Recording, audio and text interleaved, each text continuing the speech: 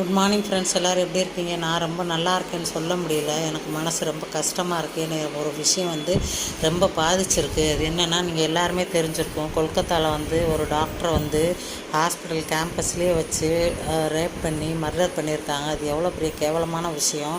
இன்றைக்கி எல்லா மருத்துவமனைகள்லேயும் சரி, டாக்டர்ஸ்க்கும் நர்சஸ்க்கும் பாதுகாப்பே இல்லை. அவங்களுக்குன்னு தனி ரூம் கிடையாது. டாக்டர்லாம் கிட்டத்தட்ட 16 மணி நேரம் 20 மணி நேரம் டியூட்டி பார்க்குறாங்க. அவங்களுக்கு ஒரு ரெஸ்ட்டும் கிடையாது. அவங்களுக்கு ஒரு பாதுகாப்பும் கிடையாது. எங்களுக்குமே பாதுகாப்பு கிடையாது. நாங்கள் யூனிஃபார்ம் போட்டுட்டோம்னா எங்களுக்கு தைரியம் வந்துடும். அதே மாதிரி டாக்டர்ஸ்க்கும் ஸ்ட்ரெத்து போட்டாங்கன்னா அவங்களுக்கும் தைரியம் ஆகிடும். நைட்டு 1 மணி 2 மணினா கூட எமர்ஜென்சி கேஸஸ் அட்டன் பண்ணுவோம். ஒரு இடத்துலேருந்து இன்னொரு இடத்துக்கு ஹாஸ்பிட்டல் கேம்பஸ்லேயே நீண்ட வேறு இடமா இருக்கும்.